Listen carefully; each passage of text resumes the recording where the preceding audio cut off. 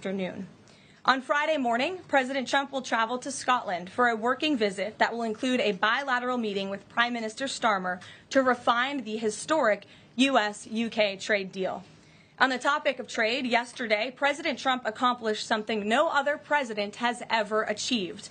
The president secured and announced 3 major trade deals with the Philippines, Indonesia, and Japan, all in one day. President Trump is finally putting a stop to our country getting ripped off. As a result of the president's successful negotiating tactics, many foreign markets are now being opened to American industries for the very first time, and harmful trade barriers are being broken down. Thanks to President Trump, these countries around the world are agreeing to open their markets to American-made products and goods for the first time, which will lead to a boom in sales and profits for American businesses right here at home. As President Trump said, he will only lower tariff rates if a country agrees to open their market to American-made products.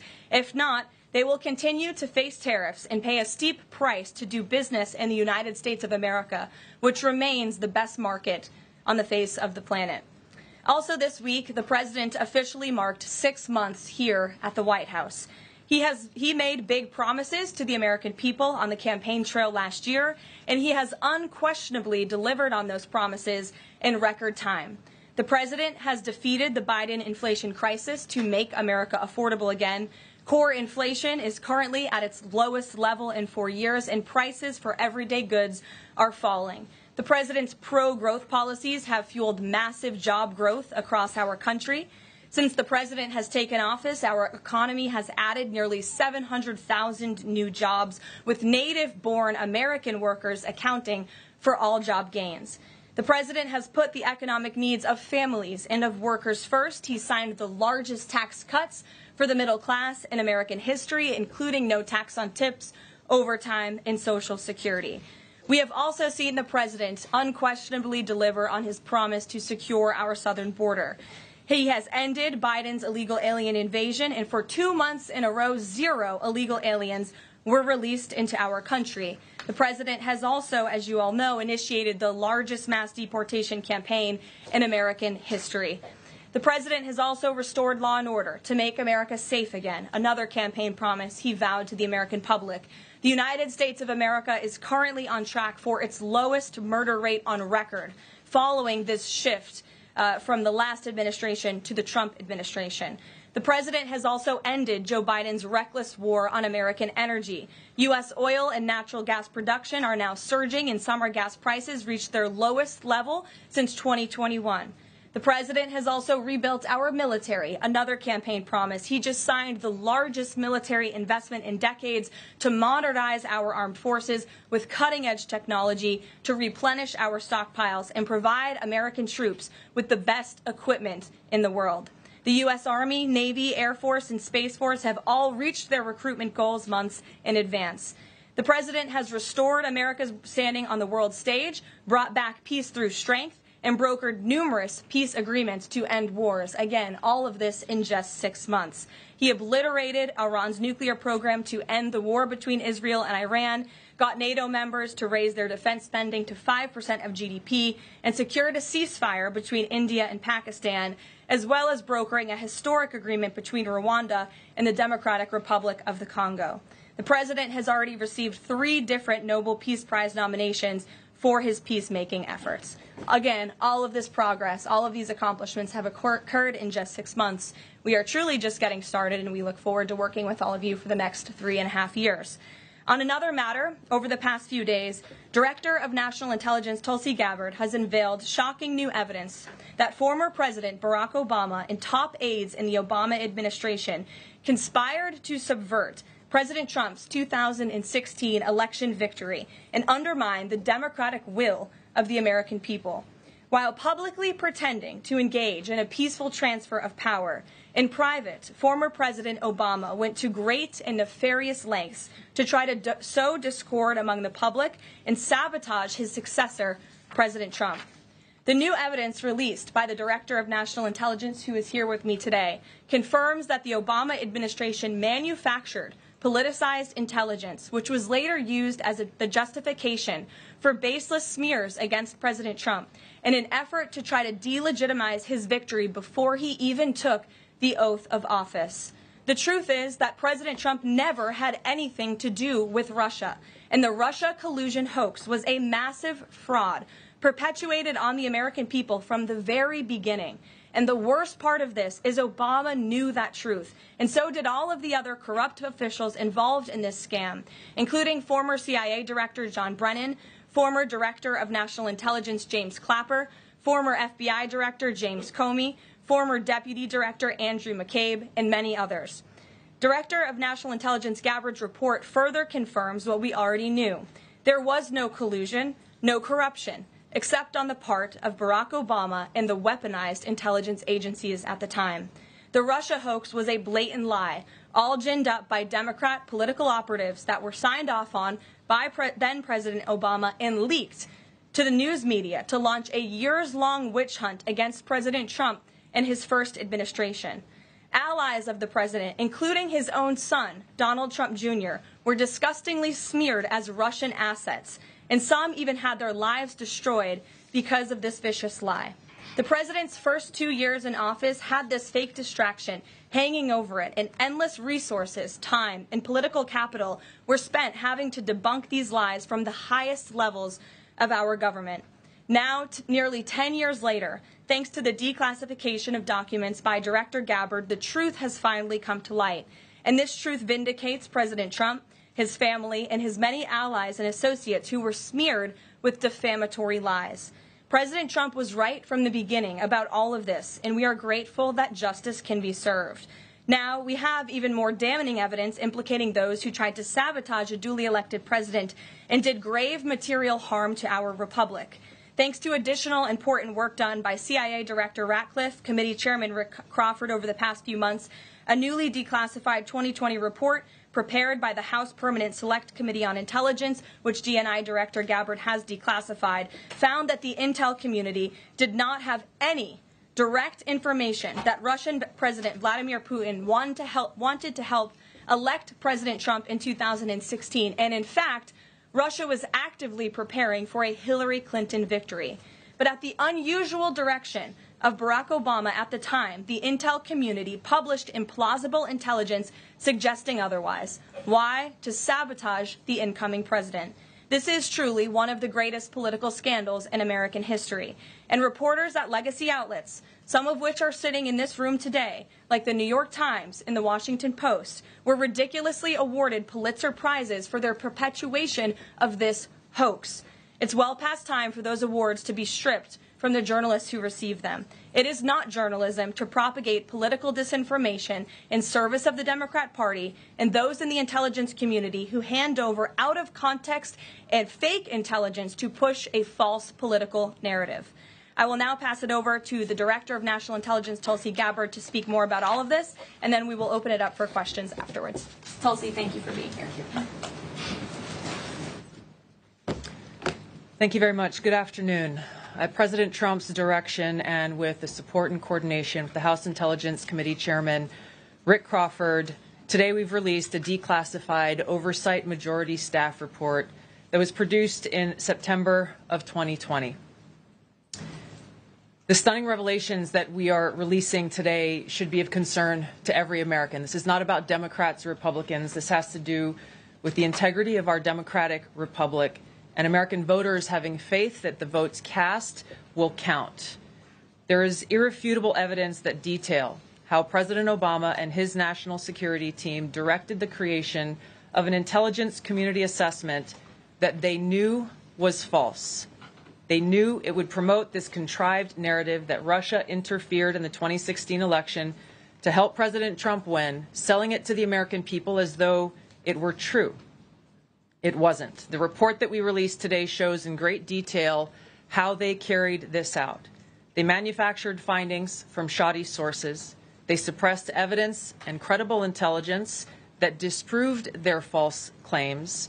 They disobeyed traditional tradecraft intelligence community standards and withheld the truth from the American people. In doing so, they conspired to subvert the will of the American people who elected Donald Trump in that election in November of 2016. They worked with their partners in the media to promote this lie, ultimately to undermine the legitimacy of President Trump and launching what would be a years-long coup against him and his administration. We're here today because the American people deserve the truth, they deserve accountability, and they deserve justice. The records that we released on Friday that were ODNI records, Senator Chuck Grassley's release on Monday of what is known as the Clinton Annex, which was an appendix to the Department of Justice Office of Inspector General's 2018 report, as well as the House Intelligence Committee's majority oversight report that we're releasing today, all come back to and confirm the same report. There was a gross politicization and manipulation of intelligence by the Obama administration intended to delegitimize President Trump even before he was inaugurated, ultimately usurping the will of the American people. I'm going to go over the key findings from the House Intelligence Report, which investigated the claims that were made by an intelligence community assessment ordered by President Obama and published in January of 2017. First, Putin's principal interests relating to the 2016 election were to undermine faith in the U.S. democratic process, not show any preference of a certain candidate. In fact, this report shows Putin held back from leaking compromising material on Hillary Clinton prior to the election, instead planning to release it after the election to weaken what Moscow viewed as an inevitable Clinton presidency. In the January 2017 intelligence community assessment that President Obama ordered, John Brennan, who was CIA director at the time, and the intelligence community intentionally suppressed intelligence that showed Putin was saving the most damaging material that he had in his possession about Hillary Clinton until after her potential and likely victory. The report goes into great detail about the information that Russia and Putin had on Hillary Clinton, which included possible criminal acts like secret meetings with multiple named U.S. religious organizations in which State Department officials offered, in exchange for supporting Secretary Clinton's campaign for the presidency, significant increases in financing from the State Department.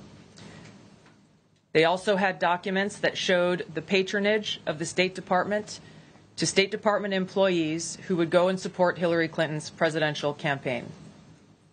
There were high-level DNC emails that detailed evidence of Hillary's, quote, psycho-emotional problems, uncontrolled fits of anger, aggression, and cheerfulness, and that then Secretary Clinton was allegedly on a daily regimen of heavy tranquilizers. Then CIA Director Brennan and the intelligence community mischaracterized intelligence and relied on dubious substandard sources to create a contrived false narrative that Putin developed a quote-unquote clear preference for Trump.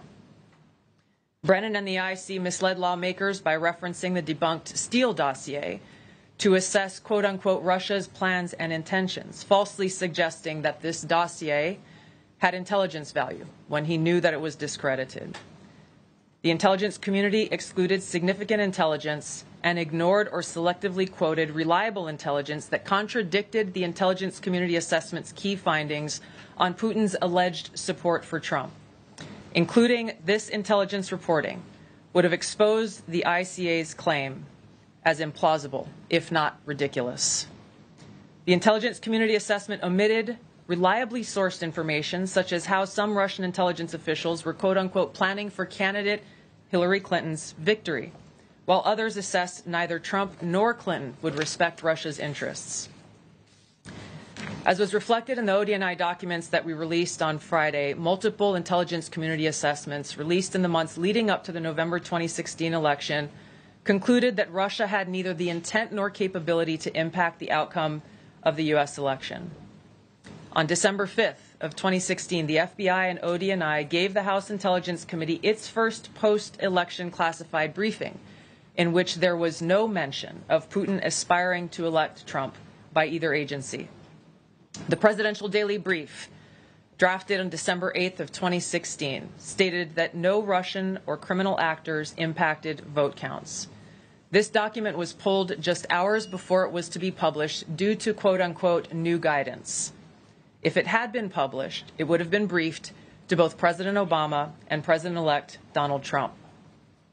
On December 9th, 2016, a National Security Council meeting was called to gather President Obama's senior national security officials, which included CIA Director Brennan, then Obama DNI James Clapper, Susan Rice, and others.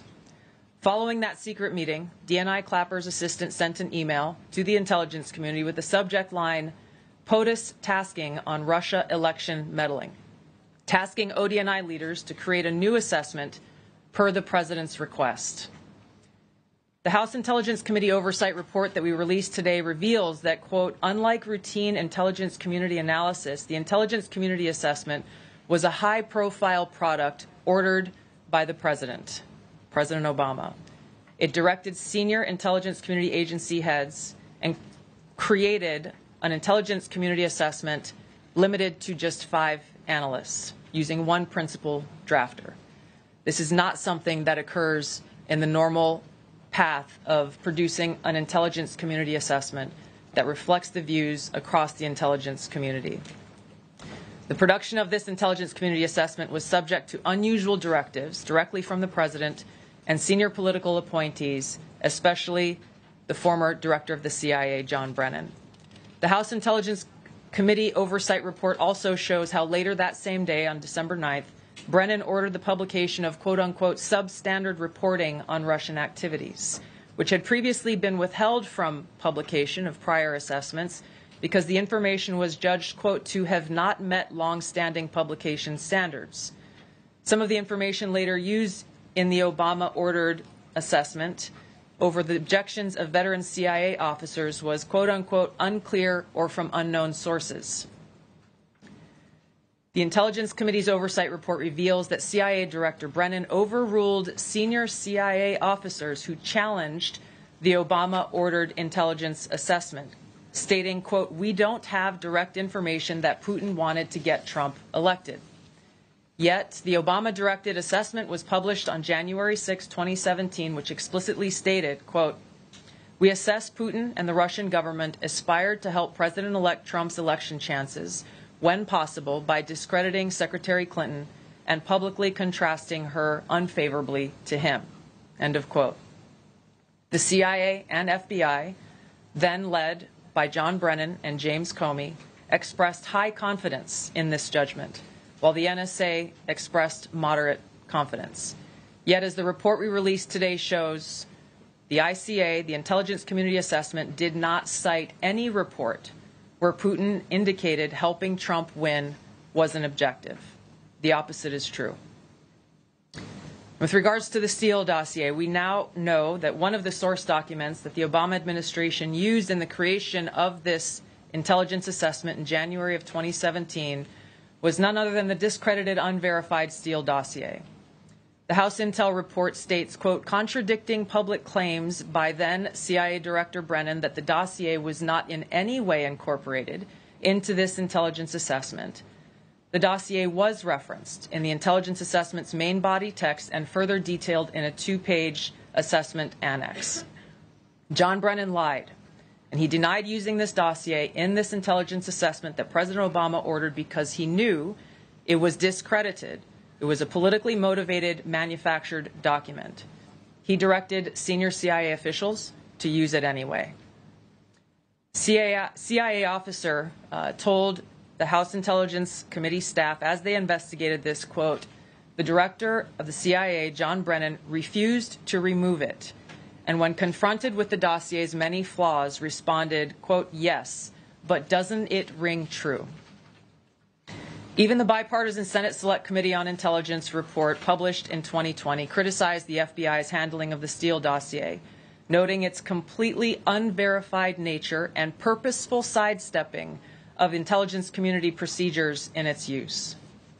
Now, President Obama, Hillary Clinton, John Brennan, James Clapper, James Comey, and others, including their mouthpieces in the media, knowingly lied as they repeated the contrived narrative that was created in this January 2017 intelligence community assessment with high confidence as though it were fact. John Brennan, as CIA director, stated in a memo to his agency staff in December of 2016, saying, quote, there is strong consensus among us on the scope nature, and intent of Russian interference in our presidential election. This was reported by NBC News, confirming that Brennan, along with James Clapper and James Comey, agreed with the CIA's assessment that Russia intervened to help Trump win the presidency. As Obama's Director of National Intelligence, James Clapper was tasked with overseeing the creation of this assessment in January of 2017 by President Obama, and he expressed confidence in its findings. In a 2018 interview with the Harvard Gazette, he talked about how he provided Trump with the same classified assessment that President Obama received, which included the high confidence judgment that Putin directly ordered the hacking and election interference. Clapper then went on to add, "I think they, the Russians, actually influenced the outcome." This is a brief summary of the details that you'll find within the House Majority Staff's report in their investigation into the Obama-directed January 2017 intelligence community assessment that leads us to the very same conclusion that we announced in the release of our documents on Friday. The implications of this are far-reaching and have to do with the integrity of our democratic republic. It has to do with an outgoing president taking action to manufacture intelligence to undermine and usurp the will of the American people in that election and launch what would be a years-long coup against the incoming President of the United States, Donald Trump. Thank you. Well, thank you, Tulsi. And we do want to take questions on this topic while the director has time for this topic. She will leave. I'm happy to take questions on other matters after that. But if anyone has questions for Director Gabbard, you're welcome to ask them. We'll start with our new media seat, as always. Emily, go ahead. Thank you. And Director Gabbard, this one is for you. Do you believe that any of this new information implicates former President Obama in criminal behavior? We have referred and will continue to refer all of these documents to the Department of Justice and the FBI to investigate the criminal implications of this. For even former President Obama? Correct. The evidence that we have found and that we have released directly point to President Obama leading the manufacturing of this intelligence assessment. There are multiple pieces of evidence and intelligence that confirm that fact. Ed, go ahead. Director Gabbard, thank you. So just two questions, but to begin on that. The President yesterday, you've inferred that the former President helped lead a coup. Based on what you now see, do you believe President Obama is guilty of treason? I'm leaving the criminal charges to the Department of Justice. I'm not an attorney, but as I've said previously, when you look at the intent behind creating a fake manufactured intelligence document that directly contradicts multiple assessments that were created by the intelligence community, the expressed intent and what followed afterward can only be described as a years-long coup and a treasonous conspiracy against the American people, our republic, and an attempt to undermine President Trump's administration. The Senate Intelligence Committee spent several years looking into this and unanimously agreed in a bipartisan fashion, Secretary of State Rubio was a member of that committee, that there was no political interference. There was a years-long Justice Department investigation into this as well that also concluded no political interference. So help us, from a 50,000-foot level, explain, what do you now have that refutes those two? Sure. I will encourage you, in my role as the Director of National Intelligence, my job, again, as I said when I came into this role, was to make sure that we are telling the truth to the American people and that we are ensuring that the intelligence community is not being politicized.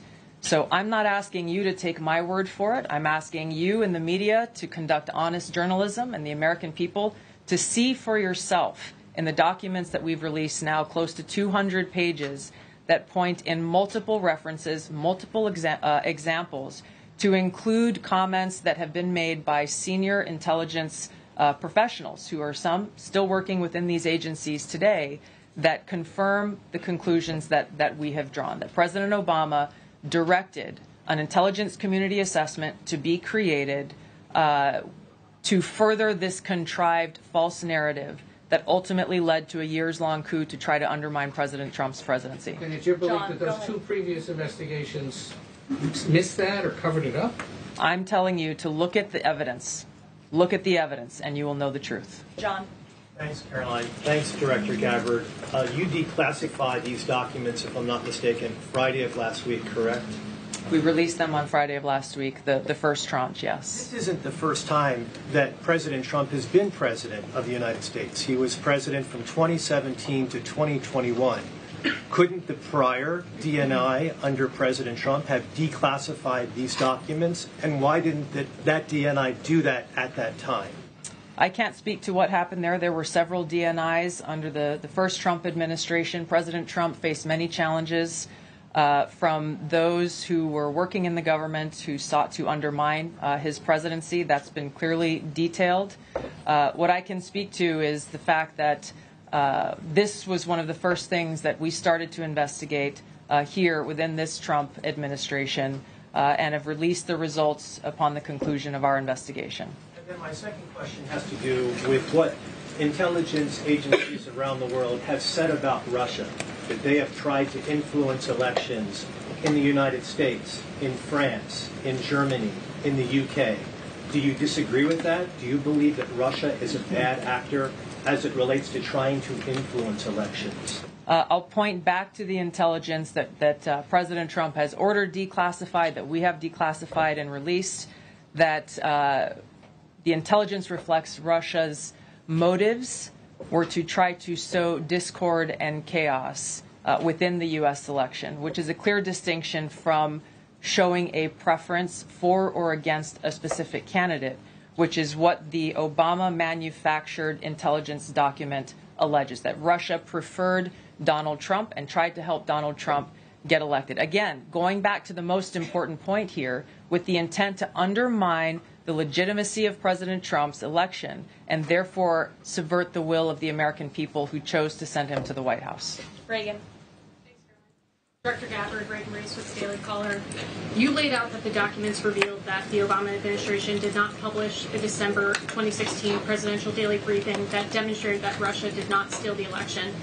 Trump was receiving these briefings at the time because he was president-elect. Are you of the view that that information was kept out of the briefing because then President-elect Donald Trump would have seen it? I don't have any documents that speak to exactly what the new guidance was that was given as the reason for pulling that document, which, by the way, still has never been published until we released it last week, Friday. One could assume that they didn't want President Trump to see a document that came from the intelligence community that would contradict the Russia hoax narrative that began through the Hillary Clinton campaign with the Steele dossier. One more. Maybe either for you or Karoline. The president said yesterday that Obama committed treason. Do you or the White House believe that the Supreme Court's immunity decision protects Obama from prosecution? Look, I can speak to the president's feelings on this matter. He spoke to all of you yesterday in the Oval Office, but I also spoke to him about this morning. And he wants to see all those who perpetuated this fraud against our country, who betrayed our country and the Constitution, to be thoroughly investigated and held accountable. And it's been 10 years of this. And I would just add, based on everything the director has said and declassified, all of you in this room should go through it and take a look at this report and review the intelligence, because unfortunately that hasn't happened. And many of the people who perpetuated this hoax, Clapper, Andy McCabe, James Comey, and many others, have been hired by major networks in this room to go on television and continue to spew these lies, knowing that they are lies. And if you all recall, just flashback to 2016 and the years after, the entire Trump 1 presidency was embroiled in this scandal that was perpetuated by the Democrat Party. And you had major Democrat Party officials in this city, namely Adam Schiff, Hillary Clinton, Elizabeth Warren, who went on television and told the American people Donald Trump is an asset of Russia. It was a lie. They always knew it. Hillary Clinton herself said that President Trump would be a puppet for Putin. Senator Tim Kaine at the time called President Trump Vladimir Putin's defense lawyer. Adam Schiff stated, and one of the worst things a lawmaker can do is to tell the American people, I know something you don't know, it's just classified and I can't tell you. And that's what he said. I can tell you that the case is more than that. I can't go into the particulars, but there is more than circumstantial evidence now. And not enough people in this room, not enough journalists in this country pushed Adam Schiff to say, what are you talking about? What evidence do you have? Everybody just ran with the lies, and it led to impeachments. It led to the division of our country. Unfortunately, so many Americans, from listening to outlets in this room, believed in these lies. And it's a complete scam, and it's a scandal, and the president wants to see accountability for that. Phil. Thank you. A question for Director Gabbard. A spokesperson for former President Obama said in a statement earlier this week, quote, "Nothing in the documents issued last week undercuts the widely accepted conclusion that Russia worked to influence the 2016 election but did not successfully manipulate any votes." How do you respond to critics like former President Obama and also others on the Hill who say that the administration is conflating apples and oranges here, conflating allegations of actual hacking of voter machines and allegations of interference generally? I think it's a disservice to the American people that former President Obama's office and others who are criticizing the transparency that is being delivered by releasing these documents. They are doing a disservice to the American people and trying to deflect away from their culpability in what is a historic scandal and negative action towards the American people and our democratic republic. The answer to that statement can very clearly be found throughout all of the documents that we have released. Again, showing that Russia has took action to try to sow discord in the election, but showed no preference for or against any singular candidate. You've long been an opponent of weaponization in government. How do you respond to criticism that referring Obama administration officials and even potentially the former president is just more weaponization and this is a potential race to the bottom? I think that's a very disrespectful attack on the American people who deserve the truth. They deserve to have faith and trust in the integrity of our democratic republic, which has been undermined by President Obama through his direction of this manufactured fake intelligence document, knowing that it was filled with lies and knowing that it would and could then be used for all of the actions that came after. And I would just add, there needs to be accountability for that weaponization, Phil, that we've seen. And no one has been a victim of the weaponized government more than President Trump, not just because of this political scandal. You all recall his house was raided. So I think, it's very disingenuous for people to say, how dare they speak of former President Obama about this based on evidence and based on intelligence, when the former President of the United States, Donald Trump's home was raided, when he was forced to sit in a Manhattan courtroom and many other courtrooms across the country for crimes he never committed, when he was impeached and indicted, and the entire country witnessed that. That's the weaponization of justice. Now the president is back because the American people see the truth. Nearly 80 million Americans reelected him back to this office, and he believes that we need to have justice and accountability. And I think the nearly 80 million Americans who reelected him agree with that. Caitlin. Thank you, Karoline. Two questions for Director Gabbard just on this. Director Gabbard, you referenced the past intelligence reports and assessments on this, including that 2017 one that was signed off, as Ed noted, by every Republican on the Senate Intelligence Community, including the acting chair of the time, now Secretary of State Marco Rubio, who said in a statement that they did not find any evidence of Russian collusion, but they did find, however, is very troubling, and they found irrefutable evidence of Russian meddling. One, are you saying that he's wrong in that statement that he made then? And secondly, what would you say to people who believe that you're only releasing these documents now to improve your standing with the president after he said that your intelligence assessments were wrong? Well, first, I want to correct something that you stated, which was citing the Senate Intelligence Committee's report as being one and the same. I think you said the intelligence community. The Senate Intelligence Committee has a very different function than the Office of the Director of National Intelligence. The evidence and the intelligence that has been declassified and released is irrefutable.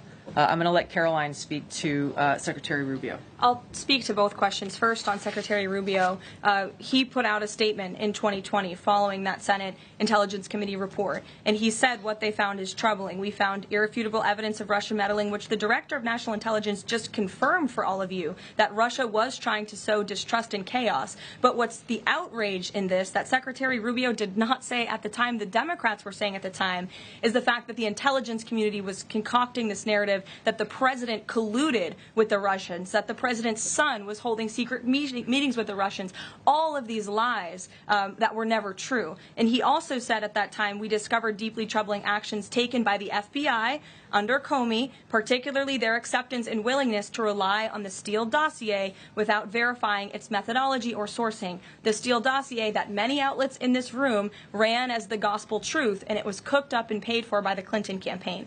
As for your second question, Caitlin, I think who is saying that she would release this to try to boost her standing with the president? Who has said that? Well, the president has publicly undermined her when it came to Iran. He said she was wrong. He told me that she didn't know what she was talking about. That was on Air Force One on camera. The only people who are suggesting that the Director of National Intelligence would release evidence to try to boost her standing with the president are the people in this room who constantly try to sow distrust and chaos amongst the president's cabinet, and it is not working. I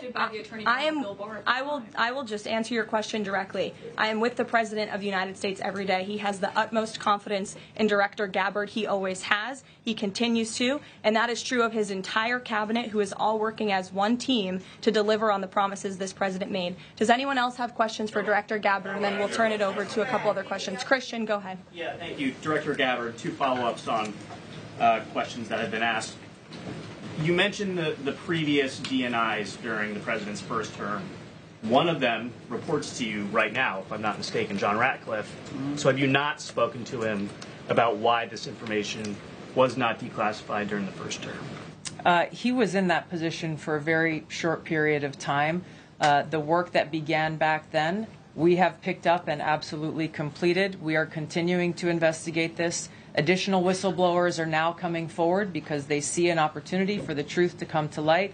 And as Karoline said, for real accountability to be brought forward. The accountability is the essential part of this. We can show the truth, reveal the truth. The accountability needs to occur to be able to start to restore that trust in the integrity of our democracy. And then just quickly, I know you said you would leave the charging to DOJ, but the statute of limitations on conspiracy is 5 years. So what else could they possibly pursue besides treason? I think that's a great question for Attorney General Pam Bondi. We are providing all of the evidence, all of the intelligence that we have, both redacted and unredacted versions, referring it to the Department of Justice and the FBI. We'll take one more. Charlie, go ahead. How credible was the information about Hillary Clinton's power? The report said that it was from sourced from the DNC. Have you seen that information? Or do you think that maybe Russia was overemphasizing what they had? All I have seen is what the Intelligence Committee have reported through their investigation. I think the underlying point there is that we understand from intelligence what Russia said that they had. And the important point here is that if they were trying to influence the election, as President Obama and James Clapper and John Brennan, everybody said they were doing in order to support Donald Trump's election, they would have released the most damning of that information, some of which I detailed here. You'll find the rest in the report, prior to the election to help Donald Trump win.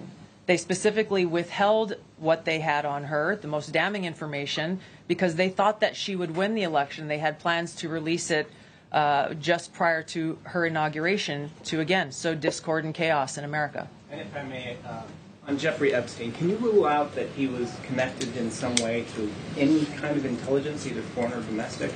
I haven't seen any evidence or information that reflects that. If anything comes before me that changes that in any way, support the president's statement loud and clear. If any credible evidence comes forward, he wants the American people to see it. Great. Director Gabbard, we thank you for your time today. I know you're a busy woman, so we'll let you get out of here, but thank you so much. Okay. I know there's many issues going on today across the world and here at home. If you have any other further questions, I'm happy to take them. Ed, why don't you go ahead? Yeah, thank you, Karoline. So the Japan trade deal, is that Japan trade deal the start of this number of trade deals that the Treasury Secretary says we're going to see by August 1st? I think it is. I mean, as you said, we had Japan yesterday. We also had Indonesia, and we had the Philippines as well. The president announcing all three. He came in as the closer in all three of those. I've said many times from this podium that the president's trade team has been in active talks and discussions with many countries around the world, and you've all been anxiously awaiting what those countries were. Now you know three of them, and there's many, many more to go. We have now sent 25 letters to countries around the world. But just to reiterate this Japan deal, for those at home who may have missed it, Japan will now pay a 15% tariff versus the reciprocal rate of 24% that they initially had. Auto and auto parts tariffs have been reduced to 15%. But the centerpiece of this deal now is the president got Japan to commit to $550 billion in investments to revitalize American industries. And these funds will be spent at President Trump's discretion and direction into key industries such as energy, semiconductors, critical minerals, pharmaceuticals, and shipbuilding. And the U.S. will retain 90% of the profits from any investments made by this $550 billion fund. This was originally a $400 billion investment that President Trump then negotiated to an increase of $150 billion, making it a $550 billion deal for the American people. And I just want to emphasize, Ed, I see you have a follow-up, but it's very important. Japan has agreed to open their markets to many very key sectors in American-made products that have really faced very strict tariff and non-tariff barriers prior. So thanks to the president, Japan's markets will now be open to American-made products and goods. This is big news for our tech companies and our farmers as well. On Monday, the Treasury Secretary is going to Stockholm to talk to the Chinese delegation. What does the president hope to get out of that meeting? Are there deliverables?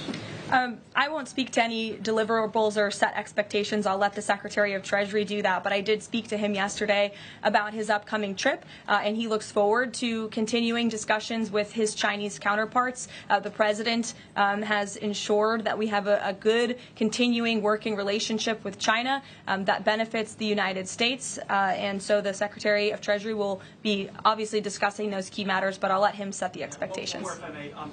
Sure. Given what the DNI just said and laid out, does President Trump believe that President Obama should go to jail for something? Look, the president believes that this matter needs to be thoroughly investigated, and anyone convicted of crimes should be held accountable in this country. Go ahead. Special Envoy Wickoff is headed overseas again. Good to see you, Olivia. I haven't seen you since the campaign trail. Yeah, it's good to see you. He's headed back overseas. Can you give us a sense of what the marching orders are to some of the people he'll be meeting with, and specifically as it relates to Gaza and ongoing talks there? Yes. Special Envoy Wickoff is headed to Europe, where he will meet with key leaders from the Middle East to discuss the ongoing ceasefire proposal to end this conflict in Gaza and to release the hostages. These are very sensitive negotiations that are currently taking place. I spoke to Special Envoy Wickoff last night about them. I will let him speak further on the matter. But the President and Special Envoy Wickoff has made the administration's goals clear. We want this ceasefire to happen as soon as possible, and we want these hostages to be released. Go ahead. Karoline, a Florida federal judge has refused to allow the Epstein grand jury materials to be released. Does the president want the administration or Department of Justice to appeal that ruling? That was just breaking as the director and I were coming out here, so I haven't had a chance to talk to the president about it. I understand there are 2 other requests from the Department of Justice that are ongoing, but I'll let this president speak to whether he wants to see an appeal. And the Department of Justice, I'm sure, can give you a statement on that as well. Is he supportive of the effort to talk to Ghislaine Maxwell? I know that Todd Blanchard mentioned that earlier this week. The president spoke to this yesterday, and he said he thinks it's an appropriate idea. Kelly. What is the accountability that you would like to see if the current president is the one who brought the case to the Supreme Court and Chief Justice Roberts made clear in his opinion that a sitting president's responsibilities in office cannot lead to prosecution, immunity?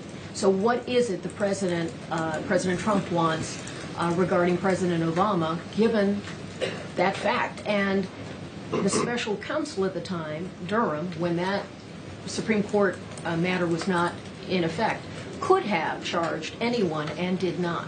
So on those 2 points, how do you respond? Look, the president has made it clear that he wanted these documents to be declassified. He wanted the American people to see the truth, and now he wants those who perpetuated these lies and this scandal to be held accountable. As for what accountability looks like, as the director said, it's in the Department of Justice's hands, and we trust them to move this ball forward. Well, you would agree President Obama cannot be charged based on that immunity. Again, I'll leave that to the Department of Justice. Stephanie. In light of the Japan deal, are sectoral tariffs now up for negotiation with trading partners? And in a similar note, are these negotiators asking for investment funds, sort of like what Japan had agreed to?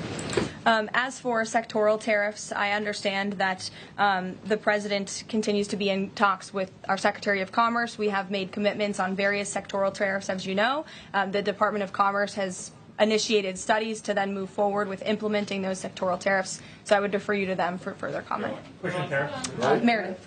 I wanted to ask if the White House has any update on the Commerce Department employee who's been detained or banned from exiting China, and if there are any efforts to get him out. I can assure you and the American people that the administration is actively monitoring the situation and engaged, but typically we don't comment on individual cases like this as we are sorting them out. Sure.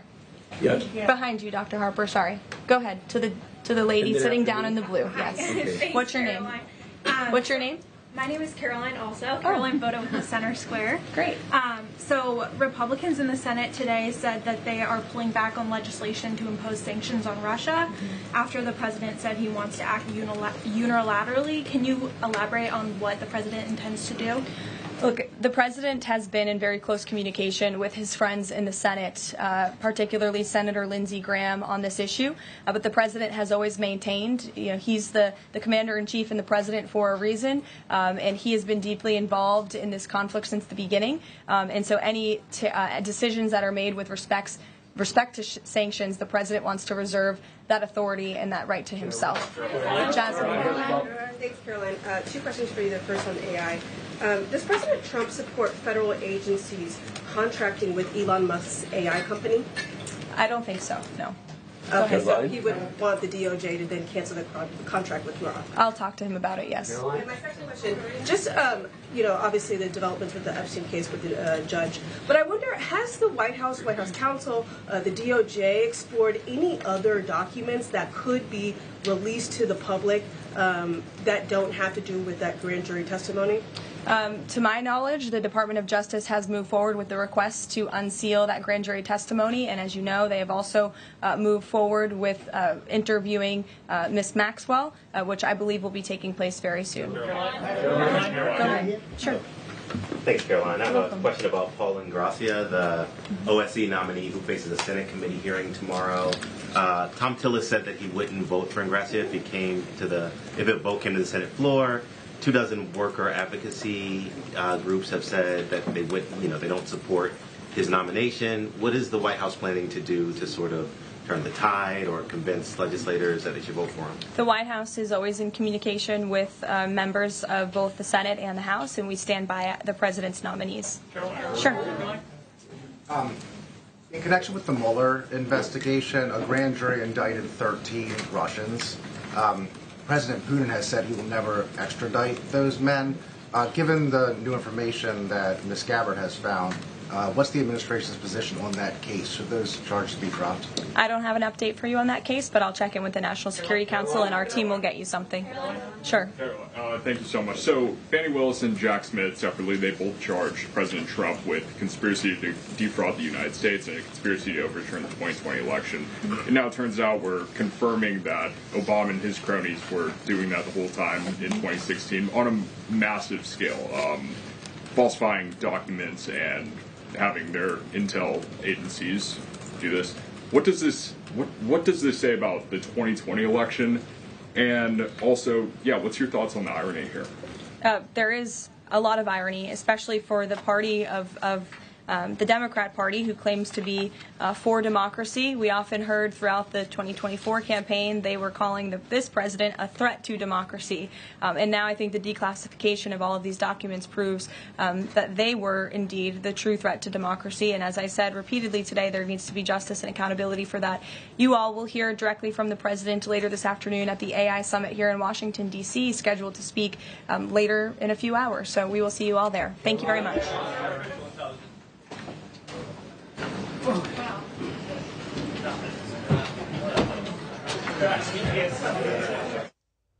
Well, that was a live look at the White House press briefing. Karoline Leavitt began with the Koberger case. The man who admitted to murdering 4 University of Idaho students was sentenced to 4 consecutive life sentences. She said the president wants him to explain why he took 4 innocent lives. She also touted the president for securing 3 major trade deals in one day: Indonesia, Japan, the Philippines. She talked about the economy. Since the president took office, 700,000 new jobs have been created, with native-born American workers accounting for all of those gains. She claimed he defeated the Biden-era inflation crisis and that prices for everyday goods are now falling. Karoline Leavitt also reaffirmed claim that Obama was behind the Russia collusion hoax against Trump, a charge Obama denies. Now, she called it one of the greatest scams in American history. Tulsi Gabbard, you saw, took the podium, saying she released a declassified staff report today from 2020. She claimed it contains irrefutable evidence that Obama and his team contrived the narrative that Russia was involved in helping Trump win the 2016 election, and the media helped push that narrative to try to delegitimize President Trump before he was elected. Now, she said, we are here today because the American people deserve to know the truth and deserve accountability. Yesterday, Obama denied all claims. Gabbard and Leavitt encouraged all journalists to go through the 200-page report. Leavitt, as you saw, also took questions from reporters. Well, Republicans are demanding answers on Biden's border crisis. Here's One America's Angel Russell. Shocking new testimony reveals the true cost of open borders. I served as Florida's Attorney General and watched in horror as Biden and his handlers and the radicals in charge of his administration systematically and intentionally broke down all of the structures and security safeguards at the border. At a Senate hearing Tuesday, Republicans called out the Biden administration for what they say is a total betrayal of the American people. Immigration expert Andrew Arthur testified that millions of criminal aliens were released into our communities under Biden's policies. He slammed Biden's abuse of parole policies and sanctuary city protections.